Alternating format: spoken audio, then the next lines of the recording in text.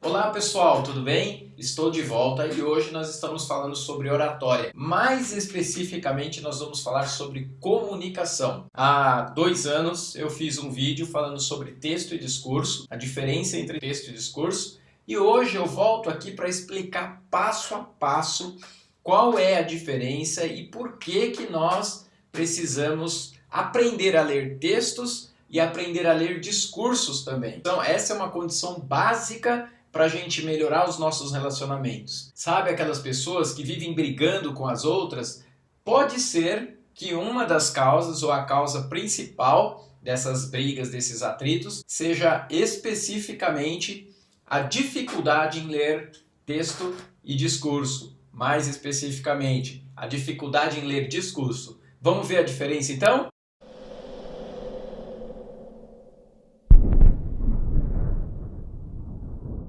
Preparei um quadro para a gente trabalhar, que vai falar então a diferença de texto e discurso no contexto da oratória. Por que no contexto da oratória? Porque o que importa na comunicação, como em qualquer outra atividade que a gente vai fazer, é o resultado. O resultado precisa ser muito bom.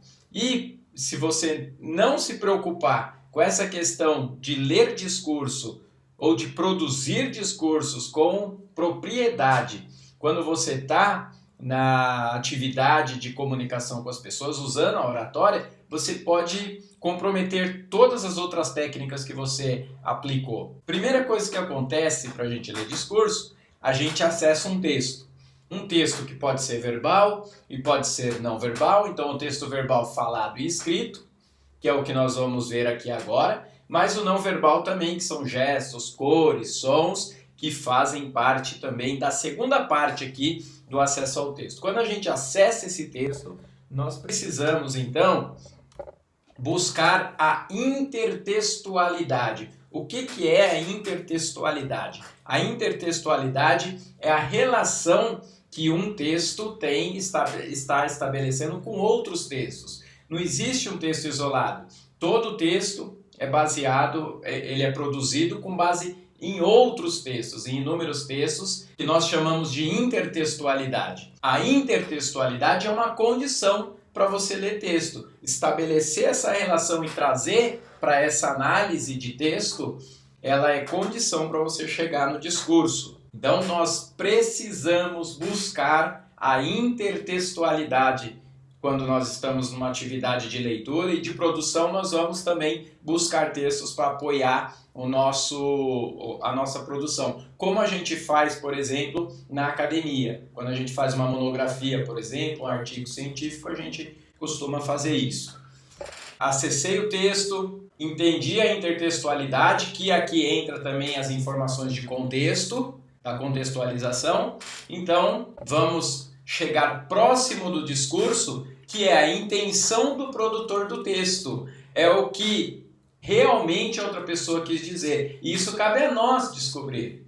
Então, o que a outra pessoa quis dizer? Quando nós conseguimos pegar um texto, ler a parte superficial dele, que é a parte da mensagem textual, e saber a intenção, o que está por trás desse texto, aí nós estamos chegando no discurso, que é a intenção do produtor do texto. Depois disso, depois de descobrir o que o outro quis dizer, aí nós vamos ao quinto passo, que é a resposta, que é um texto novo. Aí eu produzo o meu próprio texto. O problema na oratória, na comunicação, está especificamente aqui, quando pulamos etapa. Se a gente pular a etapa, acessar o texto e pular esse trabalho da intertextualidade, de descobrir os outros textos, nós estamos próximos de problema grave de entendimento desse texto. Então imagina, se depois de acessar o texto, a gente vai na intertextualidade, descobre a intenção do autor, o que ele realmente quis dizer, aí a gente produz um texto novo, se nós pulamos a intertextualidade, nós corremos o risco de ter um problema grave de entendimento. E aí o resultado vai ser conclusões erradas. Aí nós começamos a fazer inúmeras conclusões erradas em relação ao que o autor do texto quis dizer.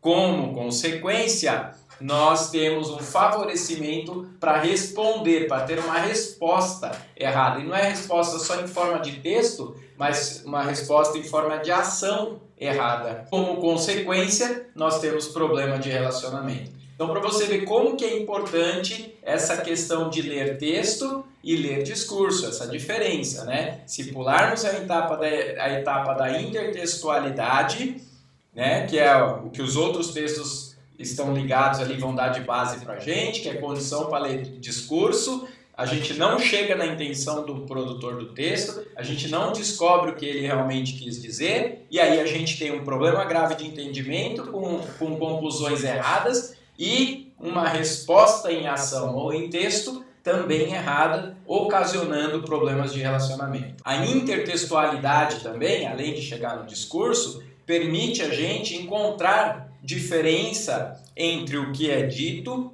e o que é praticado. Às vezes a pessoa está dizendo uma coisa, mas a prática é outra. E a intertextualidade ajuda a gente a perceber melhor essa incoerência e nos dá chance de agir de maneira diferente por entender que a intenção é diferente do que a pessoa está dizendo, né? Eu vou colocar um exemplo daqui a pouco, que é o chamado para a paz. Mas antes eu quero mostrar isso como acontece na família. O pai chega para o filho e fala: filho, você precisa arrumar o quarto, você precisa arrumar seu quarto.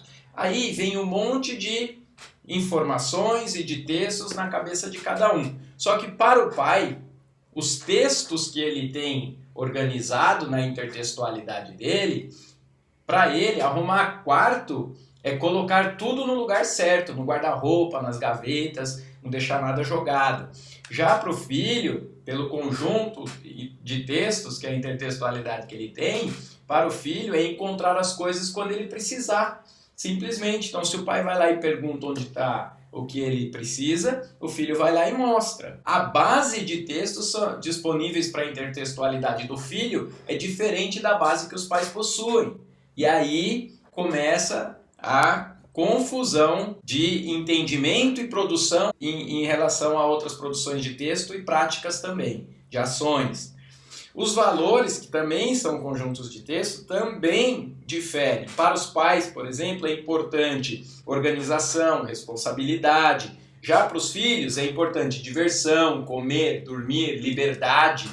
E o estudo, que é uma das obrigações deles também. Mas arrumar o quarto não. Organização do quarto não. E aí o pai tira uma conclusão errada. Ele pega só o lado dele, não vê essa intertextualidade do filho, e aí ele chega a conclusões erradas.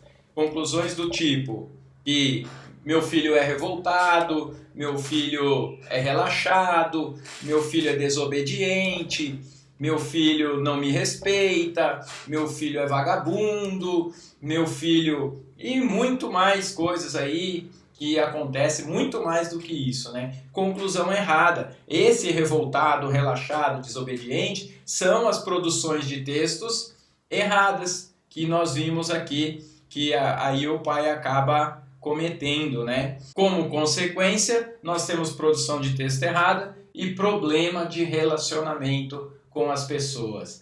Veja como é grave essa questão, como é grave essa questão. Nós precisamos saber ler textos, mas temos que treinar ler esses discursos também, para que a gente não tenha esses problemas de relacionamento por conta do entendimento. E quando nós estivermos lá falando, influenciando pessoas, nós temos que saber produzir esses discursos também com propriedade, que daí a gente eleva a qualidade da nossa apresentação. Então, só para a gente dar uma finalizada nesse tema agora, de texto e discurso, eu tenho aqui que é o exemplo que eu falei que deixaria lá para ver que o texto e a prática pode ser diferente. Veja bem, nós temos aqui, ó, espero que se entenda de uma vez por todas. Isto é um novo chamado para a paz. Mas olha a imagem está lá o general e um monte de arma apontada para tudo quanto é lado.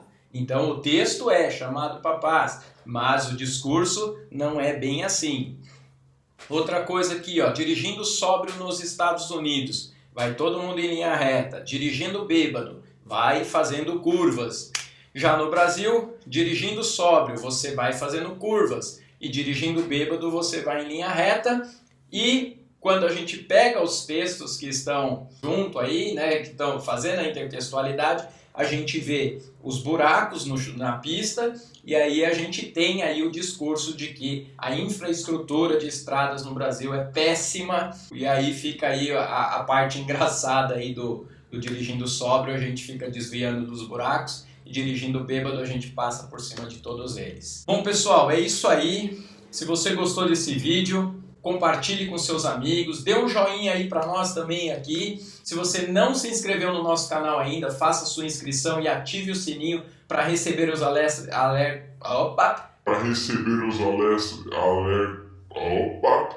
receber os alertas de vídeo novo, certo? Deixe seu comentário aqui também com a sua pergunta sobre esses temas que a gente tem trazido, que é negócios, oratória e networking e família. Nós estamos aqui, a nossa missão é essa, ajudar você a melhorar a cada dia mais. Tudo bem? Nos vemos por aí. Ah, não podemos esquecer a nossa hashtag Foco na Ação, Fé no Resultado.